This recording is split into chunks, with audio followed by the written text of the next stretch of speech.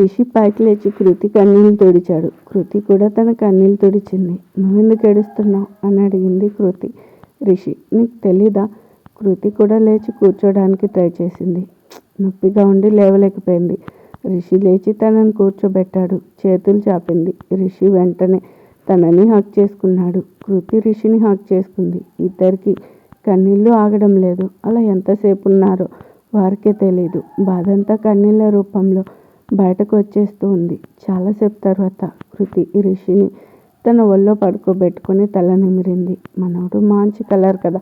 ఏడ్చి ఏడ్చి కళ్ళు ముక్కు బుగ్గలు ఎరుపెక్కాయి. కృతి అది చూసి నవ్వుతూ రిషి నుదుటిన ముద్దు పెట్టింది. రిషి తన చేతులు తీసుకుని అరిచేతిలో ముద్దు పెట్టాడు. కృతి, రిషి ఒకటి చెప్పు. రిషి, అడుగు. కృతి, ఇన్నాళ్ళు నన్ను వదిలి ఎలా ఉన్నావు? నేను అసలు గుర్తు రాలేదా నీకు? రిషి, చిన్ను, సేమ్ క్వశ్చన్ తెలుగులో నీకు కూడా అన్నాడు. కృతి, ముందు నేను అడిగాను అంది మూతి ముడుచుకుంటూ. రిషి, నువ్వు అలా ముడిస్తే అంటూ తన పెదవులు అందుకున్నాడు. వదలడే. కృతికి ఊపిరి ఆడడం లేదు. గట్టిగా తోస్తుంది. అస్సలు. కొంతసేపు తర్వాత వదిలాడు. పాపకి పెదవులు చిట్లిపోయి బ్లడ్ వస్తుంది. కృతి, అమ్మో ఏంటిది అంది. రిషి, నీకు తెలుసుగా, లవ్ బైట్ అంటూ కన్ను కొట్టాడు. కృతి, నువ్వు కొంచెం కూడా మారలేదు అంటూ మొట్టిగా వేసింది. రిషి, నేనేం మారలేదు.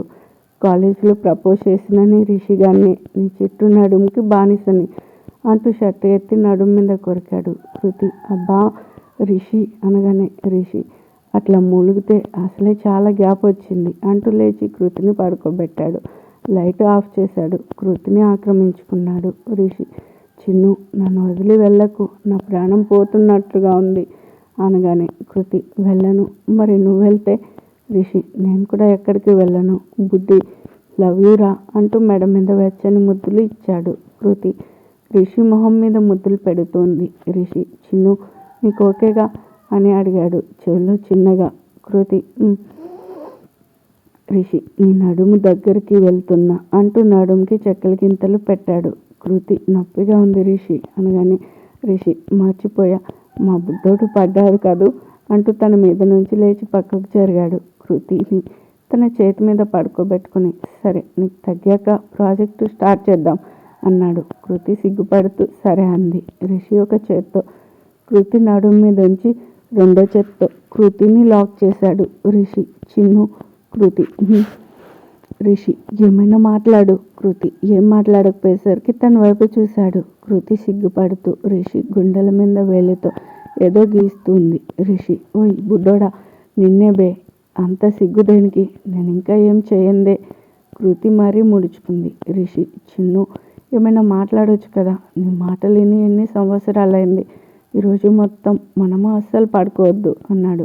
కృతి, ఏంటో రిషి, ఈ 4 సంవత్సరాలలో ఎన్నోసార్లు నీకు ఎన్నో చెప్పాలి అనుకున్నా, కానీ అదేంటో నిన్ను చూస్తే మాటలు గుర్తు రావడం లేదు. పోనీ నువ్వే చెప్పు.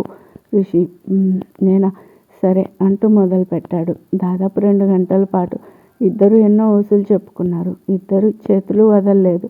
కాసేపు తర్వాత కృతి సీరియస్గా, రిషి, నీకో విషయం చెప్పాలి. అది విని నువ్వు ఎలా రియాక్ట్ అవుతావో తెలీదు.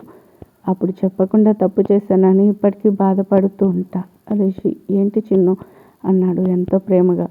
కృతి, ఆ రోజు విషయం చెప్దామని నేను పార్కుకు రమ్మన్నాను, నువ్వు రాలేదు. తర్వాత మా ఇంటికి వచ్చావు. అప్పుడు కూడా చెప్పాలని అనుకుంటే మా డాడీ వచ్చారు. కృతి చిన్నగా లేచి, నేను అప్పుడు కన్సీవ్ అయ్యా. రిషి ఏం మాట్లాడలేదు. కృతి, అయితే నిన్ను ఇక్కడ స్థితిలో చూసి కోపంగా వెళ్తూ యాక్సిడెంట్ అయ్యి నాకు అబార్షన్ అయ్యింది అంది ఎంతో కష్టంగా. రిషి పైకి లేచి లైట్ వేసి వాటర్ బాటిల్ తీసుకుని గటగట తాగాడు. తన ఫేస్లో సీరియస్నెస్ వచ్చింది. కృతి కోపం వచ్చిందా అని అడిగింది రిషి ఫేస్ గమనించి. రిషి, దేనికి? కృతి, అదే, ఆ సంగతి నీకు చెప్పలేదని. రిషి, ఏ సంగతి? నువ్వు కన్సీవ్ అయ్యానవనా లేక అబార్షన్ అయిందనా? కృతి, 2. రిషి, నాకు తెలిసిన విషయం చెప్తుంటే కోపం ఎందుకు? కృతి ఆశ్చర్యంగా, ఏంటి నీకు తెలుసా? రిషి, అవును తెలుసు. కృతి, అందుకే నువ్వు హాస్పిటల్కి వచ్చావా అని అడిగింది. రిషి, లేదు, అప్పుడు కాదు, తర్వాత తెలిసింది. కృతి, అంటే తెలిసి కూడా నన్ను చూడాలనిపించలేదా? రిషి, నువ్వు చెప్పావా నాకు అని అడిగాడు సూటిగా తన కళ్ళలోకి చూస్తూ. కృతి, ప్రెగ్నెంట్ విషయమా అబార్షన్ సంగత అని అడిగింది కళ్ళలో నీళ్లు తిరుగుతూ. రిషి, ఏ భార్య అయినా తను ప్రెగ్నెంట్ అని మొదట తన భర్తతోనే కదా షేర్ చేసుకుంటుంది. నువ్వు మాత్రం చెప్పలేదు. కృతి, అలా అంటావేంటి రిషి? ఇప్పుడు చెప్పిందేంటి? 2 సార్లు కుదరలేదనే కదా. రిషి, అంటే ఫోన్లో చెప్పకూడదా? కృతి ఏం మాట్లాడలేదు. రిషి, నీకు అబార్షన్ అయిందని తెలిసిన మరుక్షణం నేను ఎంత బాధపడ్డానో తెలుసా? అసలు నువ్వు ప్రెగ్నెంట్ అనే తెలియదు. అలాంటిది మన బేబీ ఈ ప్రపంచంలోకి రాకుండానే వెళ్ళిపోయింది. అంటే నువ్వే కాదు, మన బేబీ కూడా నన్ను వద్దనుకుంది అనుకున్నాను. కృతి ఏడుస్తూ, దానికి కారణం ఎవరు? నువ్వు కదూ. ఆ రోజు నిన్ను దాంతో ఇక్కడ చూసే కదా నేను బాధతో వెళ్తూ యాక్సిడెంట్కి గురైంది. మరి మన బేబీ పోవడానికి నువ్వే కదా కారణం అంది రిషి కోపంగా. ఏ మెంటల్, నిన్నెవరే కారేసుకురమ్మన్నారు? నీకు డ్రైవింగ్ సరిగా రాదు, వద్దని నేను ఎన్నిసార్లు చెప్పాను? నువ్వు ప్రెగ్నెంట్ అని నీకు తెలుసు. మీ బాబు ఏదో చెప్పాడు, అది విని నువ్వు అంత ఫాస్ట్గా రావడం, అసలు ఏం జరిగిందో తెలుసుకోకుండానే వెళ్ళడం, యాక్సిడెంట్ జరగడం, ఇలా తప్పులన్నీ నీ వైపు పెట్టుకుని నన్ను ఎలా అంటున్నావు అని అడిగాడు. కృతి, రిషి ప్లీజ్ స్టాప్ ఇట్. ఏ భార్యకైనా తన భర్త వేరే ఆడదానితో క్లోజ్గా ఉంటేనే చూడలేదు, అలాంటిది నువ్వు తనని కిస్ చేస్తూ అంటూ కళ్ళు తుడుచుకుంది. రిషి, నేను పెట్టలేదు, తనే పెట్టింది అని పెద్దగా అరిచాడు. కృతి, సరే తను పెట్టింది, అది చూసి నేను నిన్ను తప్పుగా అనుకున్నాను, నీకు దూరం అయ్యాను. అయినా నువ్వు దాన్ని వదిలావా? లేదే, వాళ్ళ సినిమాల్లో యాక్ట్ చేసావు. ఇంకా నీ కెరీర్ గ్రోత్కి కారణం తను అని చెప్పావు కదా. అంటే నీ ప్రేమ దూరం అయినా పర్లేదు, దానికి కారణమైన దాన్ని మాత్రం అంత ముందు పొగిడేసావే, దానికేం చెప్తావు అని అడిగింది కోపంగా. రిషి, ఏం కావాలి నీకు? దాని పేరు ఎందుకు చెప్పాననే కదా. ఎందుకంటే తను చేసిన తప్పుకి చాలా ఫీల్ అయింది. నీకు నిజం చెప్పి నా దగ్గరికి తెస్తానంది. నువ్వే వినే పరిస్థితిలో లేవు. నేను వచ్చాను, పొమ్మన్నావు అన్నాడు. కృతి, రిషి ఏం మాట్లాడుతున్నావు? ఆ టైంలో నేను మెంటల్గానే కాదు ఫిజికల్గా కూడా దెబ్బతిన్నా కదా. దానికి కారణం నువ్వు కదా. అయినా వచ్చా నేను. ఆ తర్వాత అప్పుడు నువ్వు నీ దేవత. రిషి, చిన్ను మాట అనే ముందు 1కి 10 సార్లు ఆలోచించు అన్నాడు తీవ్ర స్వరంతో. కృతి అదేం పట్టించుకునే ఇదిలో లేదు. ఆ రోజు నేను నిన్ను ఫాలో అయితే రోడ్డు మీద ఆమె నిన్ను హక్ చేసుకోవడం, ఆ తర్వాత షూటింగ్ స్పాట్లో నువ్వు తనని పట్టుకోవడం, ఇవన్నీ ఏంటి? తప్పులన్నీ నీ వైపు ఉంచుకుని నన్నెందుకు అంటున్నావు? రిషి కోపంగా వచ్చి కృతి మొహాన్ని పైకెత్తి, సరే మరి నువ్వు మాత్రం నల్ల పూసలు విసిరి కొట్టాలా? దాన్నేమంటారు చెప్పు? కృతి రిషి చెయ్యి విదిలిస్తూ, నువ్వు మాత్రం తక్కువ, చైను రింగు నా మొహం మీద కొట్టావుగా. రిషి, నువ్వేం చేసావు చిన్ను? అసలు ఆడవాళ్ళు మెడలో తాళి ఎప్పుడు తీస్తారు? నువ్వు నేను ఉండగానే తీసి పంపావు. కృతి షాక్. రిషి, ఏంటి ఆ ఎక్స్ప్రెషన్? ఏంటి తాళి, ఇంత పెద్ద లెటరు అంటూ చూసేసరికి కృతి తన మెడలోని తాళిని బయటకు తీసి, దీని గురించైనా మాట్లాడుతున్నావు?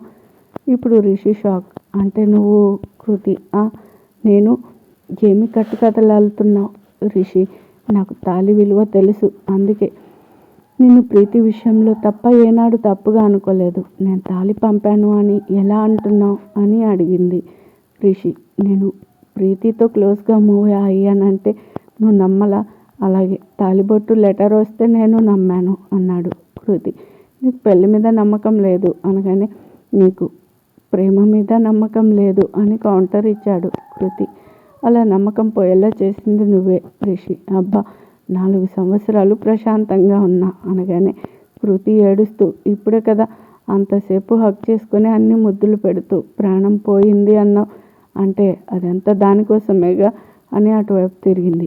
రిషికి ముందు అర్థం కాలేదు. అర్థం అవ్వగానే ఏమన్నావు అంటూ తన వైపు తిప్పాడు. కృతి కళ్ళు మూసుకుంది. రిషి, చిన్ను ఒకసారి ఇటు చూడు. కృతి కళ్ళు తెరవకుండా ఏంటి అని అడిగింది. ఏమన్నావు ఇప్పుడు? కృతి, రేపు మాట్లాడుకుందాం, ఇక పడుకో, నాకు నిద్ర వస్తుంది.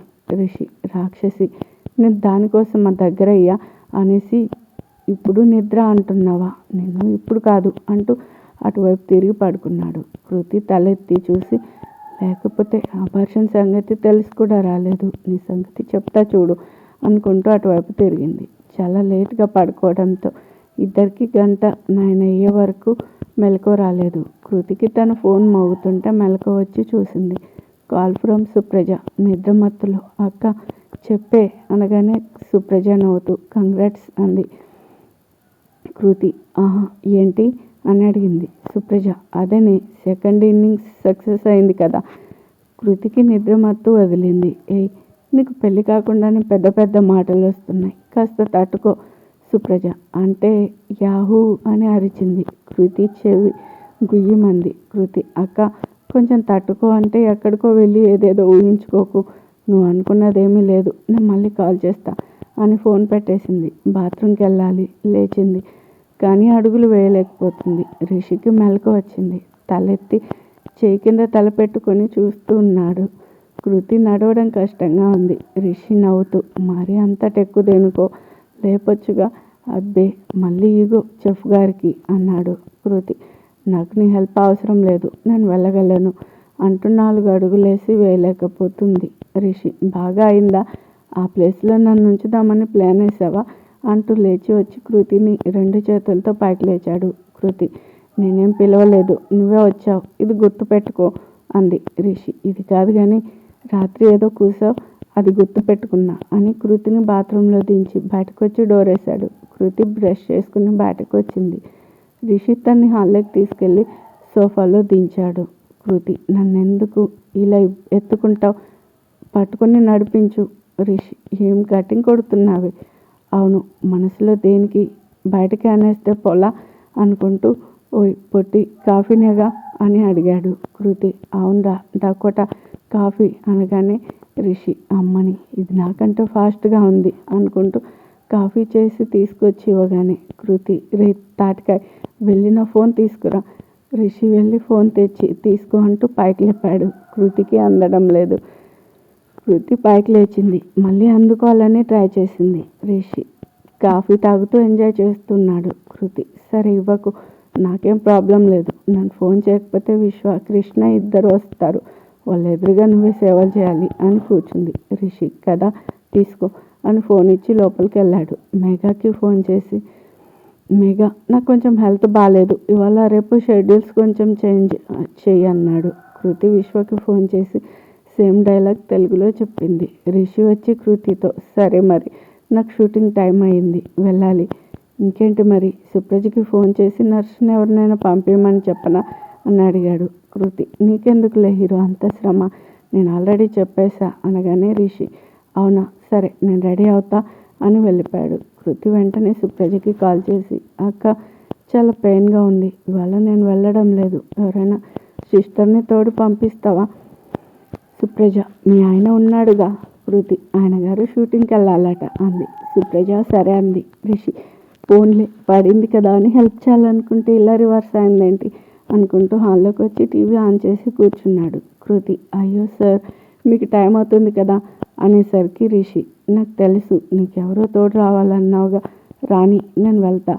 కృతి కాసేపు చూసి రిషి నాకు ఆకలేస్తుంది అంటూ పట్టుకుంది. రిషి విని కూడా విననట్టు యాక్ట్ చేస్తున్నాడు. కృతి రిషి నిన్నే అంటూ ఒకటి పీకింది. రిషి అబ్బా ఏంటి. కృతి నాకు ఆకలి, ఏమైనా చేసివు. రిషి నువ్వు మా మేఘలాగా ఫుడ్డీ కదా మర్చిపోయా. కృతి హలో మాస్టరు, నేను ఎంత ఫుడ్డీ అయినా యోగాతో నా బాడీని కరెక్ట్ షేప్లో ఉంచుతా, అదే మీ మేఘ నాలాగా ఎప్పటికీ అవ్వలేదు, నా ఫిజిక్ ఎక్కడా అంటూ చూసుకుంది. రిషి అవునవును నీలాగా ఎవరు ఉండరు, అందుకేగా నీకు పడిపోయాను అప్పట్లో. కృతి వే అంటూ వెక్కిరించింది. రిషి బుద్ధి ఒకటి చెప్పు, ఆ విశ్వాసం ఎక్కడ దొరికాడే నీకు. కృతి ఎవరు. రిషి తమరి పిఏ బాబు. కృతి ఓహో విశ్వనా, really very nice person. Rishi అందుకేనా మా పిఏ ఫోన్ కొట్టేశాడు. కృతి అబ్బా రుజువులేవి అంటూ కళ్ళెగరేసింది. రిషి తన ఫోన్ తీస్తుంటే కృతి తెగ పడి చూస్తూ ఉంది. రిషి ఏంటి పాస్వర్డ్ కావాలా.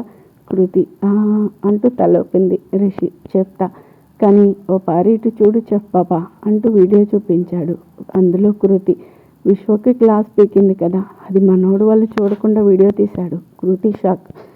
రిషి ఇప్పుడు చెప్పు, ఆ విశ్వాసం నైస్ పర్సన్ వెళ్ళవో అని ఫోను పక్కన పెట్టాడు. కృతి రిషి ఆకలి అంటూ చెవిలో అరిచింది. రిషి అబ్బా అంటూ లేచి నాకు వంట రాదు, ఆ సంగతి నీకు తెలుసు. కృతి నేను చెప్తాను, నువ్వు చెయ్యి. రిషి ఓయ్ ఈ పూటకి వాచ్మెన్కి చెప్పి తెప్పిస్తా. మధ్యాహ్నం ఎవరో వస్తారన్నావుగా, వాళ్ళ చేత వండించుకో, నేను రెడీ అవుతా అని వెళ్ళిపోతుంటే కృతి రిషి నువ్వు వెళ్ళొద్దు, లీవ్ తీసుకో. రిషి హలో, నేనేమైనా ఆఫీస్కి వెళ్తున్నానా? షూటింగ్కి కుదరదు. కృతి రిషి నువ్వు కావాలనే నా చేత బతిమాలించుకోవాలని అలా చేస్తున్నావు. రిషి ఎలా? కృతి నీకు చెప్తే ఓపిక లేదులే కానీ నాకు ఆ టాబ్లెట్స్కి ఫుల్ ఆకలి. సరే నాకు కొంచెం హెల్ప్ చేయి, నేనే ఏదో ఒకటి చేస్తా. రిషి సర్లే, ప్రస్తుతానికి శాండ్విచ్ చేసి ఇస్తా, తిను. కృతి త్వరగా. మనోడు 10 నిమిషాలలో చేసి తీసుకొచ్చాడు. కృతి తింటూ మరి నువ్వు? రిషి నా సంగతి ఎలా ఉంచు, ఎలా చేశాను? కృతి ది గ్రేట్ చెఫ్ సుకృతి. కృతిస్ కిచెన్లో ఛానల్లో చూసే చేసావులే కానీ పర్లేదు. రిషి నీకు జెలస్ కదా? కృతి ఎస్ ఆఫ్ కోర్స్. కృతి తినడం పూర్తయ్యాక అవును రెడీ అవ్వు, వెళ్ళాలన్నావుగా, నాకు కొంచెం పని ఉంది అంటూ ఫోన్ తీసింది. రిషి నీ ఆకలి తీరింది అందుకేగా వెళ్ళమంటున్నావు, చెప్తా నీ పని అని బాల్కనీకి వెళ్ళి సుప్రజకి కాల్ చేశాడు. Hello hero, good morning. Rishi ఓయ్ నువ్వు నాకు కదా సపోర్టు, పార్టీ ఎప్పుడు మార్చావు? సుప్రజ నేను మిగతా వాళ్ళ విషయంలో నీకు సపోర్టు, బట్ నా చెల్లి విషయంలో కాదు. రిషి అందుకే నన్ను పడేయాలని ప్లాన్ వేశారు. సుప్రజ మా చెల్లి పిచ్చిది పాపం, ప్లాను అమలు చేయడం కూడా రాదు. అదే నన్ను చూడు, వినయ్ని ఎలా ఆడిస్తున్నాను. రిషి హలో డాక్టర్ పాప, ఐడియా నాది. సుప్రజ హీరో బాబు, యాక్షన్ నాది. రిషి సరే అయితే ఎవరినో పంపుతావన్నమాట, వద్దు నేను చూసుకుంటా మా ఆవిడ్ని. సుప్రజ అబ్బో అలాగేలే, ఎంతైనా అమర ప్రేమికులు కదా. అన్నట్లు రిషి టాబ్లెట్స్ కొంచెం మత్తుగా ఉంటాయి, చూసుకో, ఉంటా అని ఫోన్ పెట్టేసింది. సుప్రజ ఫోన్ పెట్టేశాక రిషి నిజంగా యు ఆర్ గ్రేట్, అందుకే నీకు హెల్ప్ చేసింది. పాపం మా చెల్లి నిజంగానే అందరినీ ఈజీగా నమ్ముతుంది. అది మాతో ఉండడం కన్నా నీతో ఉండడమే కరెక్ట్. అసలు ఏం జరిగిందో చూద్దాం. రిషి తన సక్సెస్కి కారణం ప్రీతి అని చెప్పగానే కృతి చాలా డిప్రెస్డ్ అయింది. సుప్రజకి కృతిని అలా చూసేసరికి బాధ కలిగింది. రిషి మీదే చెప్పలేనంత కోపం వచ్చింది. మిత్రుడి దగ్గర నెంబర్ తీసుకుని రిషికి కాల్ చేసింది. రిషి లిఫ్ట్ చేసి హలో అనగానే సుప్రజ ఎలా ఉన్నారు రిష్విక్ గారు? రిషి ఎవరు? సుప్రజ అబ్బో పర్లేదులే, మా చెల్లి గుర్తులేదు కానీ నేను గుర్తున్నా. ఎవరిని గుర్తు చేసుకోవట్లేదో తెలుస్తూనే ఉంది. Rishi are you mad? మా చెల్లి ఎంత చేసింది నీకోసం, అలాంటిది తన పేరు కాకుండా ప్రీతి నేమ్ చెప్తావా? Shame on you. ఎందుకు చెప్పాలి? అసలు ఏమని చెప్పాలి? నా లవర్గానా లేక భార్యగానా? ప్రీతిలో ఏం చూసి చెప్పావు? అది మీకు చెప్పినా అర్థం కాదు. ఓ అవునా, సరే నేను ఒక షాకింగ్ న్యూస్ చెప్తా, నీకు ఎంతవరకు అర్థమవుతుందో చూద్దాం. కృతికి అబార్షన్ అయింది. రిషి వాట్, ఏమంటున్నావు? తనకి అబార్షన్ అవ్వడం ఏంటి? అంటే తను ప్రెగ్నెంటా అని అరిచాడు. సుప్రజ ప్రెగ్నెన్సీ పోయింది, అది నీ వల్లే. పిచ్చిది ఎంత సంబరపడిందో తెలుసా? నీకు చెప్పాలని వచ్చింది, నువ్వు రాలేదు. రిషికి మాటలు రావడం లేదు.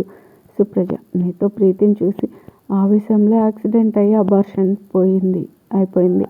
మా చెల్లి వల్లనే లాభపడింది నువ్వు. కెరీర్ గ్రోత్కి ఎంత చేసింది, కానీ నువ్వు తనని వాడుకొని వదిలేసావు అంతే. మీ మగాళ్ళు కావాల్సింది చేజిక్కాక ఎవరినైనా వదులుకుంటారు. నువ్వు వేరు అనుకున్నా, కానీ నువ్వేమీ అతిథుడివి కాదు, అందరిలాంటి వాడివే అంటూ ఫోన్ పెట్టేసింది. ఆ తర్వాత సుప్రజకి రిషి అంటే కోపమే. ఈ 4 సంవత్సరాలలో ఇంకా పెరిగింది. కానీ శ్రావణి ఆ రోజు చెప్పింది కదా, వినయ్ మీ డాడీ కలిసి కృతి రిషిలను విడదీశారని. సుప్రజకి రిషి గుర్తొచ్చాడు. ఒకసారి వెళ్ళి కలిస్తే, నేను ఆ రోజు ఇష్టం వచ్చినట్టు అనేసానే, కలుస్తాడా? సరే ఎటు కృతి వెళ్ళింది కదా, తనతో ఉండడానికి, చూద్దాం అని రిషికి కాల్ చేసింది. రిషి లిఫ్ట్ చేసి ఏంటో డాక్టర్ పాపకి నేనెందుకు గుర్తొచ్చాను? సుప్రజ రిషి ఒకసారి నిన్ను కలవాలి. రిషి ఏ తిట్టాల్సినవి అనాల్సినవి ఏమైనా బ్యాలెన్స్ ఉన్నాయా? సుప్రజ రిషి ఐఎమ్ సారీ యార్, నాకు విషయం తెలిసింది. రిషి అయితే సుప్రజ ఫోన్లో కాదు, డైరెక్ట్గా కలుస్తా. రిషి సరే నీ చెల్లికేమీ చెప్పకు. సుప్రజ, అసలు మా డాడీ సంగతి తెలియాల్సింది మా చెల్లికే. సో నేను తనని కన్విన్స్ చేస్తా.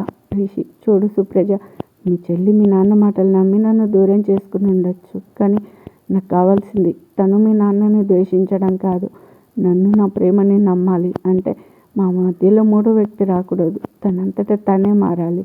మా సంగతి అలా ఉంచు, నువ్వు రేపు ఈవినింగ్ రా అంటూ ఫోన్ పెట్టేశాడు. తర్వాత సుప్రజ వచ్చేసరికి శ్రావణి, అమ్మమ్మ, మిత్ర ముగ్గురు ఉన్నాడు. ఆడ లేడీస్ గ్యాంగ్ అంతా ఆశ్చర్యంగా చూసుకున్నారు. ఎందుకంటే ఒకరు వస్తున్నట్లు ఒకరికి తెలియదు. వాళ్ళు ఏం మాట్లాడుకున్నారు, ఏం ప్లాన్స్ వేశారు. రిషి సుప్రజతో ఫోన్ మాట్లాడొచ్చేసరికి కృతి నిద్రపోతుంది. రండి రిషి, అసలు మనసులో ఎంత ప్రేమ ఉందో చూద్దాం. రిషి కృతిని చూసి కింద కూర్చుని తననే చూస్తూ, ఈ బుడ్డోడు ఎలా అన్ని రెస్టారెంట్స్కి ఓనర్ అయ్యాడు, నన్ను కింద పడేయడం కూడా రాదు, పాపం తనే పడింది అంటూ నడుము మీద చేయేశాడు ప్రేమగా. చిన్ను, నాకు తెలుసు నువ్వు ఈ 4 సంవత్సరాలు సంతోషంగా లేవని నాకు అనిపించింది.